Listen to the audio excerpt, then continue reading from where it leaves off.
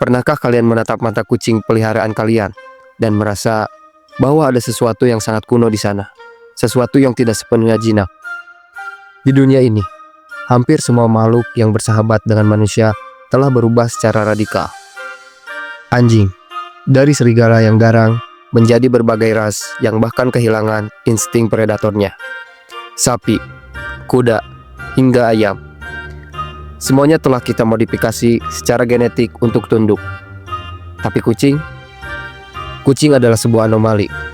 Secara genetik, kucing yang tidur di sofa empuk kalian hari ini hampir identik dengan kucing liar yang mengintai mangsa di gurun Afrika 10.000 tahun yang lalu. Mereka tidak pernah benar-benar kita jinakkan. Mereka hanya memilih untuk tinggal. Pertanyaannya, siapa sebenarnya yang memelihara siapa? Apakah kita yang mengadopsi mereka? Atau mereka yang sedang menjalankan misi penyemaran terlama dalam sejarah peradaban manusia? Selamat datang di Isi Kepala, tempat di mana kita belajar memahami isi kepala manusia yang tak pernah sama dan selalu bertanya. Kucing adalah hewan peliharaan paling populer di dunia, melampaui anjing di banyak negara. Namun, hubungan ini tidak dimulai dengan tali kekang atau paksaan. Hubungan manusia dan kucing adalah sebuah kontrak tak tertulis yang lahir dari kepentingan bersama. Hari ini, kita akan membedah perjalanan panjang makhluk ini. Dari predator kecil di pinggiran ladang gandum Fertile Crescent, menjadi dewa yang disembah di Mesir, hingga menjadi target perburuan iblis di Eropa abad pertengahan yang berujung pada petaka kemanusiaan. Kita akan melihat bagaimana seekor hewan bisa mempertahankan kemandirian liarnya, sambil tetap membuat manusia rela merogoh kocek dalam-dalam hanya untuk sekantong makanan kaleng. Namun, sebelum kita jauh melangkah ke masa depan yang dipenuhi makanan kaleng dan mainan bulu, kita harus menyadari satu hal. Kucing yang kalian lihat hari ini adalah kapsul waktu biologis. Mereka adalah mesin pemburu purba yang terjebak dalam tubuh hewan rumah yang manja.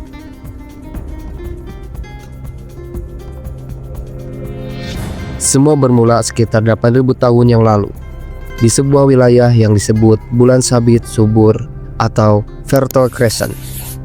Saat itu, manusia mulai berhenti mengembara dan mulai bertani. Ketika lumbung-lumbung gandum didirikan, muncullah masalah pertama peradaban, tikus. Disinilah Felis silvestris libica melihat peluang.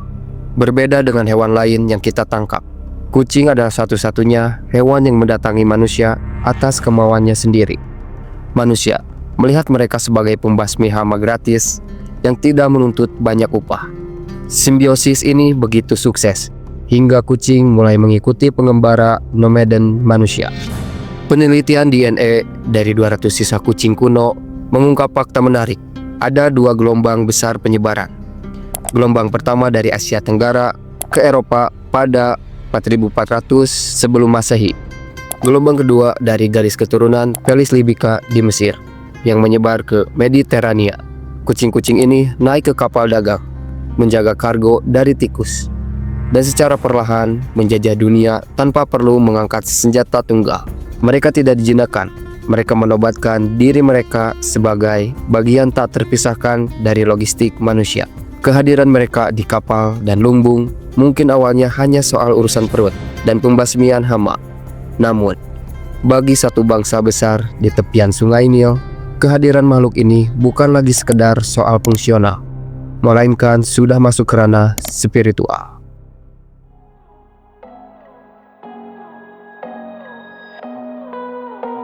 Namun, di Mesir kuno hubungan ini berubah dari sekedar rekan kerja menjadi pemujaan fanatik, dari penjaga lumbung menjadi perantara ilahi. Kucing dipercaya memiliki kekuatan magis untuk membawa keberuntungan. Bayangkan, sebuah zaman di mana membunuh seekor kucing adalah tiket menuju hukuman mati. Para bangsawan memakaikan perhiasan emas pada kucing mereka dan memberi mereka makan layaknya raja. Ketika seekor kucing mati, seluruh keluarga akan mencukur alis mereka sebagai simbol duka yang mendalam. Inilah titik di mana kontrak itu berubah. Manusia mulai memproyeksikan sifat-sifat luhur pada kucing. Dewi Bastet, pelindung rumah dan kesuburan. digambarkan berkepala kucing. Kucing bukan lagi hewan. Mereka adalah penjaga jiwa yang membimbing manusia menuju alam baka. Tradisi ini menyebar ke mitologi lain. Dari kereta Dewi Freya di Nordik hingga Li Shou di Cina, dunia saat ini sepakat kucing adalah makhluk suci. Namun, roda sejarah selalu berputar. Kesucian yang mereka dapatkan selama ribuan tahun di bawah sinar matahari Mesir harus berakhir tragis ketika mereka menginjakkan kaki di tanah Eropa yang sedang diliputi kegelapan dogma.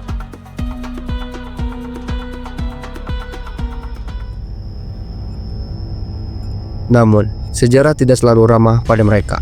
Di Eropa abad pertengahan, citra suci kucing runtuh dan berganti menjadi horor. Gereja mulai mengaitkan kucing, terutama yang berwarna hitam, sebagai sekutu penyihir dan penjelmaan iblis. Ketakutan irasional ini memicu pembantaian kucing secara besar-besaran di seluruh Eropa. Tapi, alam semesta punya cara yang ironis untuk membalas kebodohan manusia. Tanpa kucing, populasi tikus meledak tanpa kendali. Tikus-tikus ini membawa kutu yang mengandung bakteri Yersinia pestis.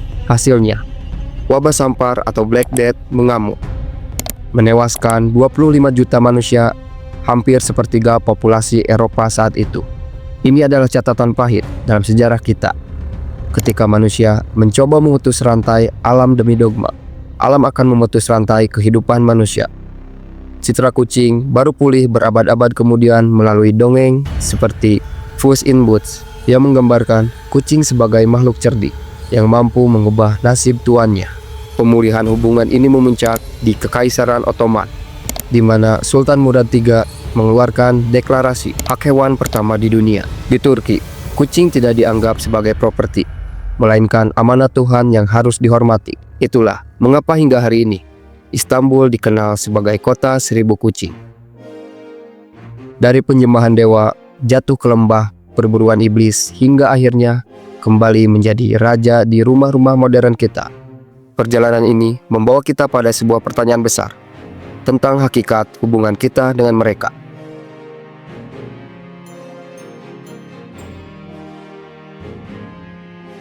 Hari ini ada 90 juta kucing di Amerika Serikat dan jutaan lainnya di seluruh dunia. Mereka telah memenangkan perang domestikasi tanpa pernah kehilangan jati diri mereka.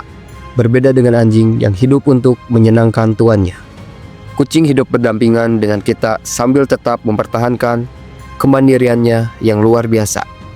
Jika besok manusia menghilang dari muka bumi, kucing adalah sedikit dari hewan peliharaan yang akan bertahan hidup dengan mudah.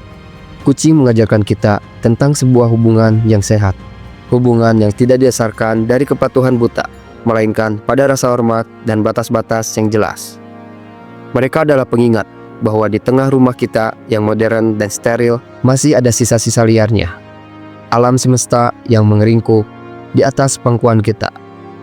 Mungkin kita mencintai kucing bukan karena mereka penurut, tapi karena mereka adalah cermin dari apa yang paling kita inginkan sebagai manusia. Keberanian untuk menjadi mandiri, keanggunan dalam kesunyian, dan kemampuan untuk dicintai tanpa harus mengorbankan jati diri. Seperti kata filsuf Albert Schweitzer, ada dua cara untuk melarikan diri dari kesengsaraan hidup, musik dan kucing. Jadi, bagaimana dengan tuan kecil di rumah kalian? Apakah mereka adalah penjaga yang tenang? Ataukah penguasa kecil yang hobi menguji kesabaran? Silahkan tulis di kolom komentar. Apa hal paling misterius yang pernah dilakukan kucing kalian? Jika kalian merasa narasi dokumenter seperti ini memberikan sudut pandang baru, jangan lupa like, comment, and subscribe. Akan sangat berarti agar channel ini bisa terus bercerita tentang hal-hal unik di balik layar kehidupan kita. Terima kasih sudah mengikuti Isi Kepala hari ini. Sampai jumpa di video berikutnya.